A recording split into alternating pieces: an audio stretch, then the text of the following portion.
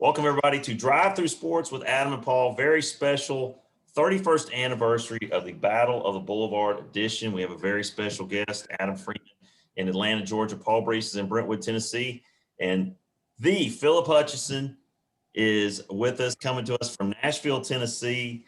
Philip, thank you so much for joining us on the 31st anniversary of the Battle of Boulevard. Yeah, very happy to be here. Thanks for asking me. And hard to believe it's been 31 years, but so it has. It's crazy. You know, the picture I tagged you in on Facebook, I think it looks like you and Joe Bailing probably got at least 14 inches off the floor on that jump shot. That's probably about 10 inches too high for me. Joe could jump a little bit. Yeah, I'm not sure about me though, for sure. Oh yeah, elevation was not part of my game. It was all positioning. Well, yeah. Paul's got a couple questions for you, and one of the first things that I wanted to know was 31 years ago today. Obviously there was a lot of hype leading up to the game. Mm-hmm. When was the first time you guys as a team heard that you were going to be playing at Memorial? Well, I don't know about that. Never thought about it. I don't really remember. I mean, I know Belmont's the one that gave up their home game for us to play there. And so, I know both of our teams were really good the past couple of years before that. And then certainly the year before that, we were both really good. So going into 1989-90, my senior year, we were both top 5, I think, at the time ranked. And, there's a lot of excitement around the programs. And so I can't tell you that I know exactly when it happened. It just kind of was kind of bubbling around, and all of a sudden it was like, hey, we're doing this. And, there you go. Hey, let me ask you this, Hutch. I know that, Coach Meyer didn't want to give up the home game, obviously, with the home crowd situation in McQuitty. Right. But here's my question. I believe, if I'm mistaken, you could correct me. You guys, did y'all not have like a kind of a guessing game of how many fans would actually show up for this game? Yeah, we did actually. So we had a little whiteboard in our locker room, in the corner there. And at some point we all started putting down our guesses for how many fans we thought were going to be at the game. And, let's say McQuitty, Memorial Gymnasium, Vanderbilt's gym, I think capacity at the time, it's actually been reduced now. I think capacity at the time was like 15,000 and something, 15,600 or something. I don't remember exactly, but in the 15s. And I don't think anybody guessed more than maybe 8 or 10. The NAIA record at the time was somewhere between 8 and 10. And I think that was when in the national tournament, when one of the Kansas teams played, maybe Emporia State or somebody had played in the national tournament. So they more or less had almost a home crowd at their national tournament game. But that was the record for an NAIA game at the time, was somewhere between 8 and 10. And I don't think anybody guessed, I can remember, above maybe 10, at the most for the game. Interesting. Well, you talk about some of the nuances of that game. And, Paul and I were talking in pre-show, it is impossible to find a box score of that game. I've got one. Yeah. Do you really? I've got one. I've got the box score, and in fact, there was a guy, Jim Luther, who used to be our scorekeeper at games, and I can't remember if he was the official scorekeeper for that game or if he just kept it in his own book. But I've actually got like a book score, like the official book. I've sent it to a few of the guys who played at the time in that game, just kind of made copies and sent it to them, and then I've got I don't know, I guess the official score, and so, as I recall, on the Belmont side, I mean, Joe had a fantastic game. He was in the 40s, had probably 15, 17 rebounds. He played great. Scott Corley played really well that game. He shot, can't remember. I mean, Scott was obviously a 3-point shooter, the current AD at Belmont now. And, they would just put Scott on the opposite corner, and they'd put Joe on the block, put Scott on the opposite corner. And then you had to decide, were you going to help on the lob and risk them skipping it over to Scott, or were you not going to help on the lob? And then they would just throw to almost the opposite side of the basket to Joe. And so, anyways, they both had good games. The thing I remember about the box score from our perspective that I've always remembered this was a little bit unique is there were 5 guys that came in, 4 that played quite a bit, the same class as me. There are actually 6, but one guy, Elder Mayberry, left after a year or 2. Shout out to Elov, good teammate, good guy, working down in Columbia now. But so then it was me, Darren Henry, Marcus Bodie, Wade Tomlinson, and then Jason Shelton. And Jason was a student assistant coach some, but he got to play some during the years. Well, the guys who started from our sophomore years on were me, Marcus, Darren, and Wade. And pretty much, I mean, occasionally Marcus didn't, but pretty much. And he might as well have been a starter. That game, all 4 of us scored over 20 points in the game, which really was a little unusual. Marcus usually didn't score that many in the game, but he was a good, obviously a great player. We just had a lot of scores. And so anyways, I always remember that the 4 of us scored over 20 each in that game. And then, we ended up winning the game. I don't know I can't even remember now, 17 or 15. I think it was 17. Like it's funny because, and you have the official, I think, because different places I saw it was 19-1, and it was 17. It was 124 to 105. And then another source I would see was 124 to 107. Like that's the score I think I remember. It was 124 to 107. So okay. I'd go with that. That's the one that's the one I go with. We'll stick with your box score. But like you said, okay. Those 4 guys, you 4 scoring, I did actually find, it was like, Marcus had 20, I think Wade had 25, Darren had 21, you had 30, and like you said, Bailing had 45. Okay. Yeah. And Corley had 19, and then Thurman, their other forward, he had 20. So, interesting. I didn't realize that about Thurman, and he was a 4 that year, like a 4-man, and then he moved to the 5 the year after Joe left. And Thurman was a great post guy too. I always felt like our teams were fairly mirror images of each other for the most part, except I thought at the 4 position, we just had Darren was just such a great outside shooter. Oh, yeah. And, it just usually you had to pick your poison. Like you were either going to kind of guard the 3, guard the perimeter, or really, kind of pack in the post. And so that was always an advantage we had a little bit, I think, overall at that time. All right, let me ask you this question, Hutch. Okay. Talking about Coach Meyer and the Vanderbilt Memorial Gym bench setup, right? How much was that a factor with him?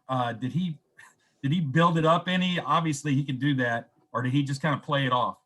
No, he didn't. Coach Meyer was always, he was really big about, even if we were playing in a national tournament game, he'd talk a lot about it's the next game, next game mentality and that sort of thing. And he really was never one to kind of point out, like, oh, this is a big game, or this is a, rivalry game, or this is, some kind of unusual situation. Like he really went probably the other direction, so much so that, there are times we'd be like, yeah, I know that's kind of what we're saying, but it's the national tournament or whatever, so, but that was his MO, and certainly, which is fine. So he never said a word about it. I feel like I remember, I can't remember, I played in that gym. I played in there a couple times at some camps in the summer. The Tennessee High School All-Star, they used to have a Tennessee High School All-Star game at the end of the year where the seniors were invited to play in it. And I got to play in that after my senior in high school in Memorial Gym. So I'd played in there a few times, and I'd say more than the benches, it was the way the goals are so far out. If you think about Memorial Gym, they have those big goals that kind of lower down. They're not attached to a wall, and they've got all that space behind them. And then they don't even have a standard right behind the backboard. They had 2 kind of like flying buttresses that came in on either side or whatever. And so it's almost like this floating backboard out there. And so I would say that was the thing that people had to probably, a lot more than where the bench was. And Coach Meyer, by that time, we had, as I said, 4 guys who had all played a lot of games together. We knew, and that's part of the challenge for Coach Meyer at that time is, I knew what my weaknesses were. I knew what my strengths were. I knew it about every one of those guys. And so not a lot of that's going to change. And the game wasn't close enough at the end to, have to worry about communicating last second instructions from the bench or whatever. I mean, it was a good game and it was a competitive and a lot of scoring and all that. It just, the final score, it wasn't like a last second shot situation. So he never talked a lot about it, but that was kind of his style, no matter when or where we were playing. And you talk about that, being a competitive game, but high scoring, and talk about the floating goal. Well, it must not have bothered y'all too much that night, because y'all shot, I did find that y'all shot almost 63% from the field. You hit, oh, wow. You hit 47 of 75 shots as a team. Okay. I didn't realize that. I mean, just, you were lights out, shot over 50%. So it goes hand in hand with that. It might have just been poor defense on both sides. Well, that was going to be my next question, because I looked up the scores, and this is just your senior year, because I was a freshman. That was my freshman year, so I only got you 1 year, and I'd seen it before because I grew up in Brentwood, and Scott Corley actually went to my high school, at Brentwood High School. But I looked up the record Lipscomb Belmont in my tenure as a student at Lipscomb. 12-4 in 16 games against them. Averaged 93.7 points a game. Belmont averaged 89 points a game. So some scores, I mean, you're talking about a difference of, in 16 games, a difference of 76 points. Yeah. I don't know what it was when we played in terms of the margin. Yeah. Record-wise, pretty similar. I think we actually even played more games overall in my 4 years. Back then you had 2 regular season games. We were both playing in the tournament against each other. We had a Christmas tournament. They had a Christmas tournament. I think my senior year we played them, if I'm not mistaken, 5 or 6 times. Yeah, 5 times. Yeah, we lost one of them, I remember, and I think it was their Christmas tournament. Maybe we lost there. Good memory. Good won memory. the rest of them. You got a mind like a steel trap. There he is. You remember that one? Yeah, that was their. I think Brees was their Coca-Cola. You said their Coca-Cola Classic. Preseason deal. Or preseason. First of December. Well, y'all jammed a lot of games in there for the season for sure. Yeah. And hey, tell me about the parking situation to get to Memorial with you and Wade. What was interesting there is, we drove over to, and now it's funny. I mean, we would, as a team, probably, we'd probably take a bus even to Vanderbilt. But back then, we didn't want to spend the money on it or couldn't get one or what. So, it was just like drive your car over there and be at the gym at such and such a time, which is perfectly fine. And so Wade Tomlinson and I were riding together, and we were heading over there, and I'd grown up going to Vandy basketball games. I sat in 2L right up behind the bench, very, very last row of 2L up there. And so I was very familiar with, how to get there, how to get in, where to park, et cetera.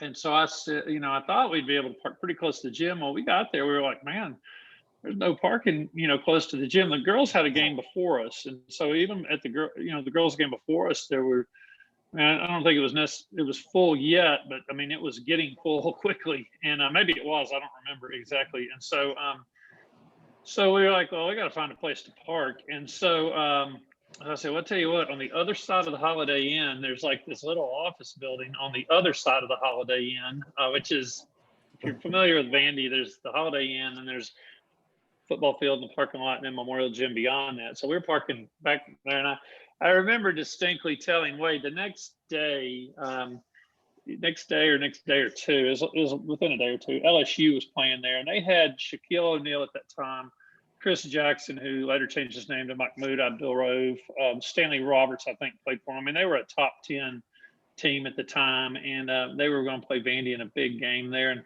remember telling Wade, I was like, there's no chance they're making Shaquille O'Neal park on the other side of the, Holiday Inn parking lot to walk to this game.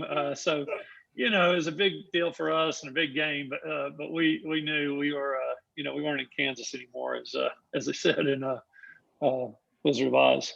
You had to be careful. I mean, you go to Vandy football games, you could get towed anywhere, right? Back anywhere. Yeah, there's no guarantee the car was going to be there when we got back. I mean, That was born out of plenty of years of experience of kind of knowing where to go.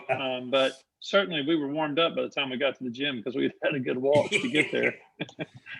Yeah. Now, Philip, over my left shoulder, you see that's the T-shirt design that you probably remember from that. Oh yeah, I've got one. Yeah, well, that's what I was going to ask you if you still had yours. This is mine. It's a little wrinkly and got a few holes in it, but I still have it.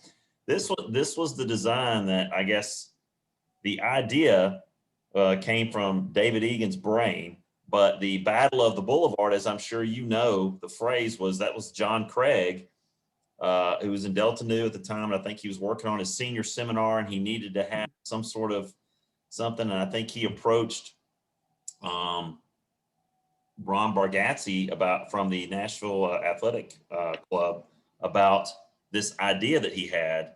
Right. He wanted to make T-shirts, and so he gave him the phrase, and Bargatze loved it. And so Paul needs to tell you this because he just told me this before pre-show when they asked about how many of these do you think I should make, and Bargatze said, "Oh, like 25." So he goes, we can give them to the players. Slightly underestimated. I think, Paul, you said they made how many of those shirts? They made 2,000, and they were sold out by halftime of the girls' game. Wow. I never knew how many they made, and yeah. I have one. It's definitely beaten up at this point. Oh, yeah. In fact, I've made a copy just like you've got there. I've actually just made a copy of the back of the shirt just to save it, and preserve it. Now we could probably reach out. I could reach out to David Egan and see if he's got the proof from 31 years ago. But John Craig came to him one night basically and was like, "Hey, how long would it take you to get a design?" And David, I reached out to him and he said he did that design. He did it in one night. Yeah, that's great. Well, that's had it ready to go. And that's one of those things, Philip, that just is cool about that time at Lipscomb, Lipscomb University at the time, was everybody was so behind you guys. That was packed every night from the, all the other sports. They were, successful, but it was basketball that kind of drove everybody. And if y'all had a home game, that was the place to be. It's a home game. Yeah, I mean, you can look over Paul's shoulder there and see, one of the games there, and that was one that way. Pardon me. I was going to say that's every game, Hutch. It didn't matter who you guys played. We didn't have to know the team or not. Yeah, we were coming. Well, it is. Those were great times, and great. And the campus was a little bit smaller in terms of numbers, and so everybody probably knew everybody even more than they do now. I mean, I think Lipscomb still does a good job of that. The other thing is at the time, as I tell people, and again, the relational part of it's really big, I think. I always felt like that was a big part of it. And again, I don't think Coach Meyer would have had to have told the players that, but he definitely did anyways. He made a big point about that. And, but you think at the time there were no Titans, there were no Predators, ESPN was not on, you didn't have Xbox, you didn't have PS4. YouTube, Instagram Reels, all the stuff now that competes for attention for people, it really makes it much more challenging. And so, whether it's Lipscomb or, almost any other city, when places like Tennessee and Auburn and some of those are reducing the sizes of their arena, it just kind of tells you that that's just kind of the trend. But it definitely was at the time. There was, think about this. I tell people all the time, I said, today, look what we're doing right now. You're Atlanta. I don't know where you are, Paul. I'm in Brentwood. So, we're in different states, hanging out, talking. We could be visiting about whatever right now. Well, back in 90, if you wanted to visit with somebody, you literally had to get next to them, shoulder to shoulder. And, even if I had to try to luck out to catch you on your phone in your dorm room, you didn't have a phone on your hip. And so I just, even to just talk to you, it just was so much harder. And then, 10 or so years ago, whatever, you could text and, talk. And now with the video, with the way video is, you can be on the treadmill and I can be at the ball game and you can be at the coffee shop and we can all be hanging out together. And so that social part of it is just a different dynamic. But at the end of the day, I mean, a lot of it was come watch a game. A lot of it was come see your friends. Just a place to hang out. Hang out. Yeah, I agree.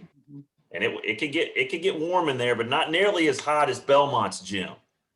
I never noticed. I sweated no matter where there was. So I never thought any gym was any hotter than them. I mean, McQuitty was plenty hot. And the only place I remember, we played at Bethel one time, and they had a swimming pool attached to their gym there in McKenzie and Tennessee. And somehow they vented the pool out into the visitor locker room or something. I mean, it was like being in the Amazon jungle in there. I mean, it was just hot and steamy the whole time. Yeah. breathing that chlorine gas. Oh yeah. Gas, you guys at halftime.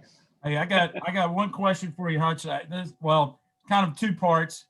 Obviously, you guys scored a lot of points. Obviously, you guys gave up a lot of points. I mean, as you see the transformation of basketball right now, what do you think attributes that the scoring back down to, or what caused you guys to score? Well, obviously, firsthand, I know that I saw it, witnessed, and you guys could score at will, but the scoring was ridiculous. I mean, do you think it's the athleticism of protecting the rim now that's, teams not being able to score?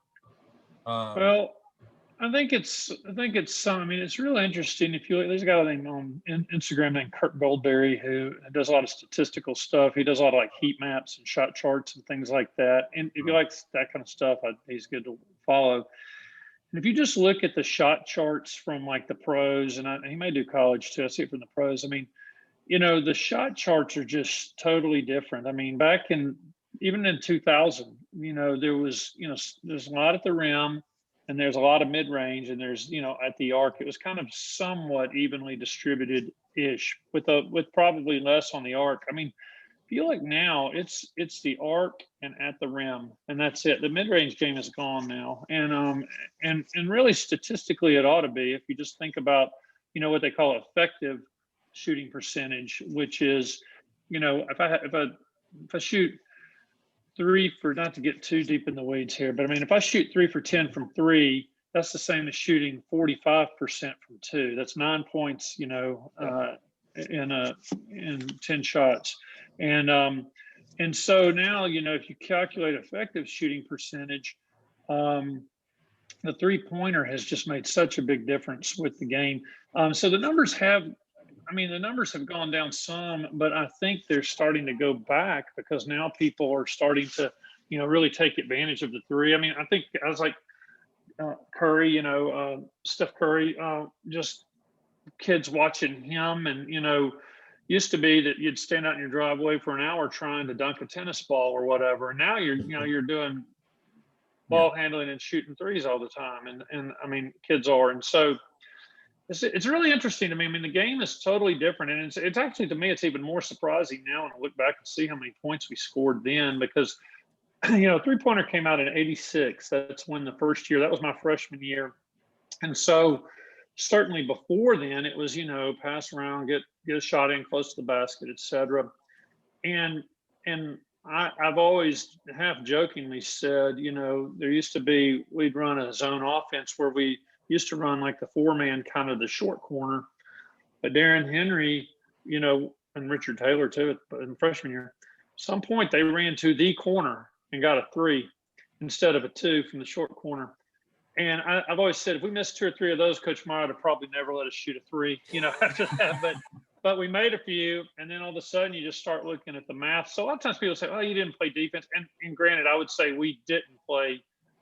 I mean, that wasn't where we hung our hat. Definitely wasn't. But, you also just kind of look at, points per, points per possession and things like that. I mean, we scored at a very, very high rate, and really generally were able to, we just had depth and conditioning and shooting, and really not any one way that you could stop us. And so, we eventually would just wear a team out, just And it's a Lenny Acup, our coach now, Coach Acup, he's an offensive wizard. And, as he says, it's a hard game when you can't put it in the basket. And, kind of master of the obvious there, but that's true. And it's a lot easier game when you've got guys that can.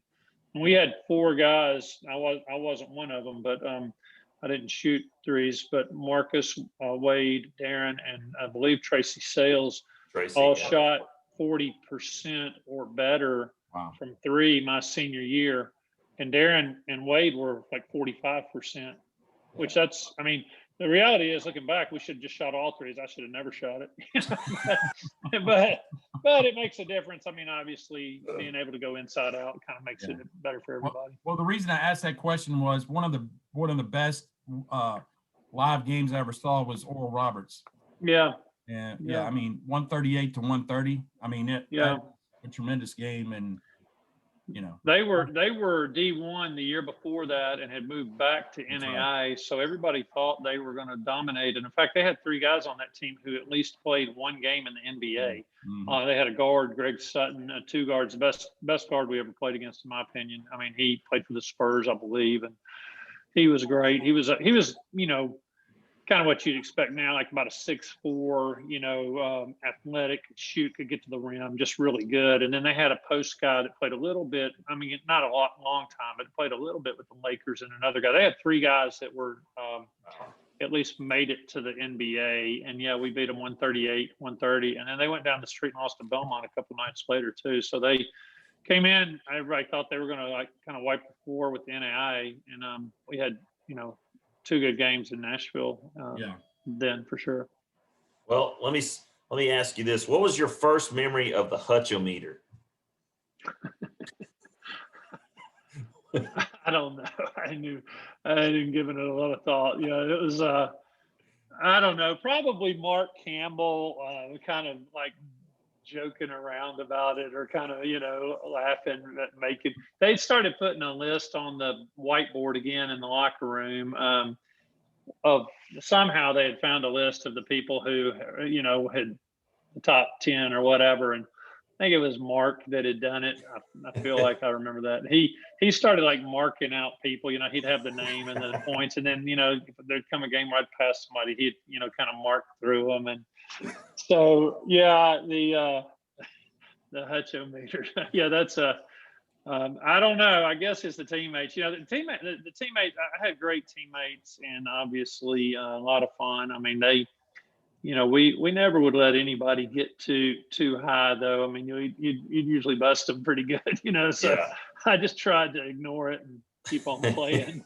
They wouldn't let you get too high on yourself. Well, Phil, we are so thankful that you were able to spend some time with us today on Drive Thru Sports with Adam and Paul. I know there's going to be a lot of Lipscomb alumni that are going to enjoy this interview, especially with everybody being iced in up there and the weather. I know it. Yeah. So I know you said you're headed to school later, so be careful doing that. But 4,106 career points, 4-time All-American, first person to have their jersey retired at Lipscomb. But I bet you're more proud of the fact that you were the valedictorian of your class at Lipscomb than any of those other things. Well, I'm glad about it. You want to try to do your best at what you do. So I'm thankful that I was able to do that. As I tell people, if I go through the drive-through at McDonald's, they still charge me $1 for my Coke. They don't care about any of that. So, you're still paying for Cokes at McDonald's. Good for trivia, but doesn't buy the Diet Cokes at the drive-thru. That's awesome. Well, as I said, we appreciate your time, and we hope to reconnect with you at some point. I hope to get up to Allen Arena see a game and touch base with you. But everybody, for Phil Hutcheson in Brentwood, Tennessee, Paul Reese is in Brentwood, Tennessee. I'm Adam Freeman in Atlanta, Georgia. You've been listening to and watching Drive Thru Sports with Adam and Paul.